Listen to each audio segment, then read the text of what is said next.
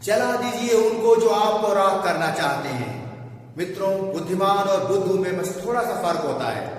बुद्धिमान समय के साथ चलते हैं और बुद्धू समय के बाद चलते हैं। डिसाइड आपको करना है कि आप बुद्धिमान बनना चाहते हैं या बुद्धू बनना चाहते हैं। मैं आ गया हूं, मेरा नाम है भानु भदौरिया और आप देख रहे हैं अपना प्यारा चैनल करोना फिजिक्स। आप मेरे साथ जुड़िए। ऐसा कोई कंपटीशन नहीं है वनडे जो आप मेरे से जुड़ने के बाद क्लियर ना कर सकें। तो आज मैं आपको पढ़ाऊंगा जनरल फिजिक्स, जो कि वनडे कंपटीशन में आपसे पूछी जाती है। अगर आपने ये अच्छी तरीके से पढ़ लिया तो मेरी गारंटी है कि वनडे कंपटीशन में जनरल फिजिक्स का कोई भी क्वेश्चन आपसे गलत नहीं होगा। तो चलिए शुरू करते हैं जनरल फिजिक्स। सबसे पहले उसमें हम पढ़ेंगे यूनिट्स एंड मेजरमेंट और उसका पहला टॉपिक है फिजिकल क्वांटिटी। तो हेडिंग लगाइए फिजिकल क्वांटिटी। हेडिंग लगाइए आप फिजिकल क्वांटिटीज। Physical quantity. सबसे पहले हम जानते हैं कि क्वांटिटी क्या चीज है। राशि क्या कहते हैं? फिजिकल क्वांटिटी यानी भौतिक राशि। तो राशि क्या चीज होती है सबसे पहले ये जानते हैं। आप देख रहे हैं मार्कर मेरे पास। इस मार्कर की कुछ लंबाई है, इसका कुछ मास होगा, इसका कुछ वॉल्यूम होगा, इसका कुछ सरफेस होगा। तो किसी भी ऑब्जेक्ट का मतलब मैं भी एक ऑब्जेक्ट हूं, आप भी एक ऑब्जेक्ट हैं। आप घर में बैठे हुए हैं, कॉपी पेन लिए हुए हैं, वो भी एक ऑब्जेक्ट आपके पास है। तो किसी ऑब्जेक्ट का वो गुण यानी किसी ऑब्जेक्ट द्वारा पजेस किए जाने वाली जो प्रॉपर्टी है उसे हम नाम देते हैं क्वांटिटी। यानी राशि क्या है? किसी ऑब्जेक्ट का एक गुण होता है। भौतिक राशि क्या होगी? भौतिक राशि क्या होगी? किसी ऑब्जेक्ट का वह गुण जिसे हम माप सकते हैं, यानी वह गुण जिसे हम मापने वाले यंत्रों की सहायता से माप सकते हैं, उसे हम नाम देंगे भौतिक राशि। और जिन ऑब्जेक्ट के गुणों को हम माप नहीं सकते हैं उन्हें हम भौतिक राशि नहीं कहेंगे। जैसे मान लीजिए हमने कहा ये मार्कर मेरे पास है, ये डस्टर मेरे पास है। इस डस्टर का भी कुछ मास होगा, इसका कुछ वॉल्यूम होगा, इसकी कुछ लंबाई है। तो इसका मास भी हम माप सकते हैं, इसका वॉल्यूम भी हम माप सकते हैं और इसकी लंबाई को भी हम माप सकते हैं। तो इसका मतलब ये जो तीनों गुण हैं यानी ये जो तीनों राशियां हैं इन्हें हम माप सकते हैं, तो इन्हें हम कहेंगे ये भौतिक राशियां हैं। लेकिन यदि आपसे कोई कहे कि हम अमुक व्यक्ति को इतना प्यार करते हैं, तो क्या प्यार को माप सकते हैं आप? बिल्कुल नहीं।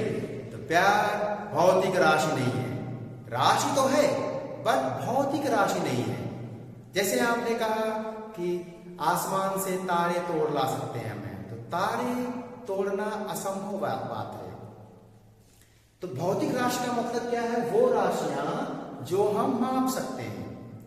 और राशि तो बहुत कुछ कोई भी हो सकती है। कोई भी आपका ऑब्जेक्ट जिसकी प्रॉपर्टी है तो वो प्रॉपर्टी उस ऑब्जेक्ट के लिए राशि कहलाएगी। लेकिन उस राशि को अगर हम माप सकते हैं यानी उसका आंकिक मान बता सकते हैं तो हम उस राशि को नाम देंगे भौतिक राशि। जैसे आपने कहा सुखचैन ने बोल दिया, सुखचैन ने बोला कि हम बहुत प्यार करते हैं अमुक व्यक्ति को। तो किसी ने पूछ लिया कितना प्यार करते हैं, तो सुखचैन के पास जवाब नहीं है। बहुत का मतलब कुछ नहीं है जब तक उसकी न्यूमेरिकल वैल्यू ना हो। तो इसका मतलब है वो भौतिक राशियां जिनको हम मापक यंत्रों द्वारा माप सकते हैं उन्हें हम नाम देंगे भौतिक राशि। भौतिक राशियां दो टाइप की होती है, इन्हें कैटेगराइज किया गया है दो टाइप में। बेसिकली हम कहेंगे तो तीन टाइप में कह सकते हैं आपका।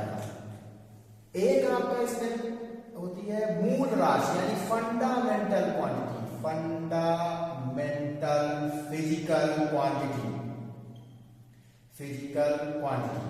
दूसरी को हम नाम देते हैं derived physical quantity, derived physical quantity. तीसरी होती है आपकी सप्लीमेंट्री क्वांटिटी, तीसरे को हम नाम देते हैं सप्लीमेंट्री क्वांटिटी। सप्लीमेंट्री जो होती है वो आंशिक रूप से फंडामेंटल होती है, तो उसे हम अलग कैटेगरी में कह देते हैं supplementary physical quantity, supplementary physical quantity. Fundamental physical quantity क्या होती है? फंडामेंटल फिजिकल क्वांटिटी वो क्वांटिटी होंगी जिन्हें हम किसी और फिजिकल क्वांटिटी के टर्म में रिप्रेजेंट नहीं कर सकते। डेराइव्ड फिजिकल क्वांटिटी वो फिजिकल क्वांटिटी होंगी जिन्हें हम किसी अन्य फिजिकल क्वांटिटी के टर्म में रिप्रेजेंट कर सकें, जबकि सप्लीमेंट्री फिजिकल क्वांटिटीज दो हैं, एक आपका एंगल, दूसरा solid angle. Fundamental physical quantity के बारे में डिटेल में पढ़ते हैं। पहले फंडामेंटल फिजिकल क्वांटिटी यानी the quantities which can not be represented in terms of other physical quantities. इनकी संख्या जो है 7 है, ठीक है, इनकी संख्या कितनी है? 7। तो पहले हम वो फंडामेंटल फिजिकल क्वांटिटी के बारे में पढ़ते हैं डिटेल में। ये नोट कर लीजिए, आप पास करके नोट कर सकते हैं। फंडामेंटल फिजिकल क्वांटिटीज क्या है उसके बारे में हम पढ़ते हैं। संख्या में 7 है। हम इनके लिए एक टेबल बना रहे हैं, आप बना सकते हैं इसको। Fundamental physical quantity, fundamental physical quantity, तो टेबल आप ड्रा कर लीजिएगा। ये आपका क्या है? फंडामेंटल फिजिकल क्वांटिटी लिखेंगे, इधर आपका उनकी यूनिट यानी मात्रक लिखेंगे, और इधर आप लिखेंगे उसका सिंबल। पहली फंडामेंटल क्वांटिटी आपकी है लंबाई, लेंथ, लंबाई यानी लेंथ। इसका मात्रक जो है, यूनिट जो है वो मीटर, ठीक है। सिंबल एम यानी यूनिट क्या रहेगी? मीटर, और सिंबल इसका यूज करेंगे एम। दूसरी फिजिकल क्वांटिटी आप लिखेंगे द्रव्यमान, द्रव्यमान यानी मास, यूनिट इसकी केजी, ठीक है, किलोग्राम, किलोग्राम, सिंबल यूज करेंगे केजी। तीसरी फंडामेंटल फिजिकल क्वांटिटी है समय यानी टाइम, सेकेंड यूनिट है इसकी, सिंबल एस। चौथी फिजिकल क्वांटिटी आप देंगे करंट यानी धारा, एम्पियर इसका मात्रक हो जाएगा, एम्पियर, और ए से डिनोट करेंगे। पांचवी फिजिकल क्वांटिटी लेंगे आपका ल्यूमिनस इंटेंसिटी, ज्योति तीव्रता, ज्योति तीव्रता, ल्यूमिनस इंटेंसिटी, इसका मात्रक है कैंडेला, सीडी, सिंबल यूज करेंगे। छठा आप लेंगे अमाउंट ऑफ सब्सटेंस, और सातवां आपका टेम्परेचर।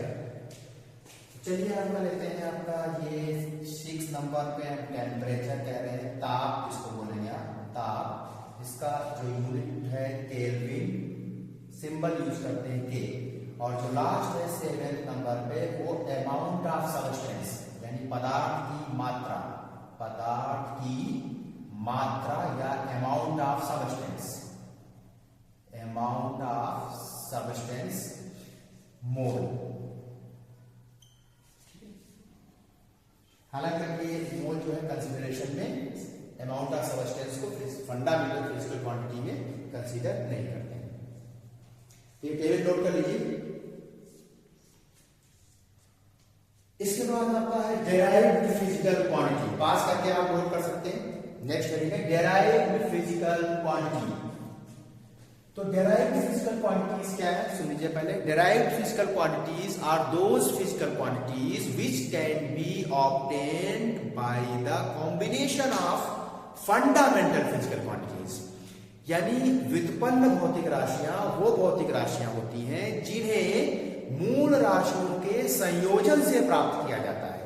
जैसे हम कहते हैं यहाँ पे वेलोसिटी, तो वेलोसिटी क्या होती है आपकी? Displacement upon time. वेलोसिटी क्या है? Displacement upon time. तो वेलोसिटी क्या है आपका? दो फंडामेंटल फिजिकल क्वांटिटीज का कॉम्बिनेशन है। एक डिस्प्लेसमेंट जिसको हम क्या है किसमें रिप्रेजेंट करेंगे? मीटर में, क्योंकि डिस्प्लेसमेंट क्या है? लंबाई। यानी जो वेलोसिटी v है उसको हम क्या करेंगे? Displacement upon time. डिस्प्लेसमेंट को हम लंबाई में रिप्रेजेंट करेंगे, टाइम क्या है? सेकंड। ये दोनों फिजिकल क्वांटिटीज हैं और इसका मतलब है कि वेलोसिटी दो फिजिकल फंडामेंटल फिजिकल क्वांटिटीज से कंपोज्ड ऑफ है, बनी हुई है। इसलिए वेलोसिटी को हम कहेंगे कि ये कैसी क्वांटिटी है? डेराइव्ड क्वांटिटी है। फोर्स, जैसे फोर्स क्या है आपका? Mass into acceleration. Mass fundamental physical quantity है। एक्सीलरेशन क्या है? Rate of change of velocity. तो ये क्या है आपका? Rate of change of velocity में वेलोसिटी क्या है आपका? लंबाई और सेकंड का कॉम्बिनेशन है, और rate of change of velocity यानी टाइम और कंबाइन हो जाएगा। तो हम कह सकते हैं ये जो है आपका फंडामेंटल क्वांटिटीज का कॉम्बिनेशन है। F is equal to m में इसकी यूनिट जो है वो फंडामेंटल यूनिट्स का कॉम्बिनेशन है। तो इसलिए ये फोर्स भी कैसा हो गया? डेराइव्ड क्वांटिटी हो गया।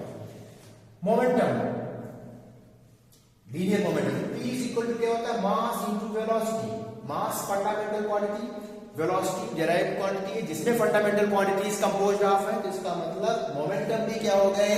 डेराइव्ड क्वांटिटीज है, एंड सो ऑन, बहुत सारी ऐसी क्वांटिटीज। तो एक लाइन में याद रखिएगा कि fundamental physical quantities are those quantities which can not be composed of other physical quantities, while derived quantities are those physical quantities which are composed of fundamental quantities, right? Supplementary quantities में, supplementary physical quantities में दो आती हैं। एक है आपका angle, ठीक है, जिसका यूनिट है रेडियन, RADIAN, रेडियन, RD से रिप्रेजेंट करेंगे या RAD से रिप्रेजेंट करते हैं इसको शॉर्ट में। और दूसरा होता है solid angle. Solid angle, solid angle को हम स्टेरेडियन से करते हैं, स्टेरेडियन, और इसका सिंबल यूज करते हैं SD। देखो एंगल को हम प्लेन एंगल भी कहते हैं। प्लेन एंगल क्या होता है? दो लाइंस के बीच में जो एंगल बनता है उसे हम नाम देंगे प्लेन एंगल। सॉलिड एंगल क्या होता है? सॉलिड एंगल आप एज्यूम करिए कि जो बर्थडे कैप आप पहनते हैं, बच्चों को जो पहनाई जाती है बर्थडे कैप, उसका देखिए टॉप सर्फेस जो सर पे होता है उसको आप पलट दीजिए तो वो एक एरिया डिसाइड करेगा। वो एरिया देखिए आपका बॉटम पे जहां जो वर्टेक्स है उस कोन की, जो आप बर्थडे कैप होती है कोनिकल शेप होती है, तो जो कोन का वर्टेक्स है वहां पर जो ये पूरा एंगल बन रहा 3D में, इसे हम कहेंगे सॉलिड एंगल।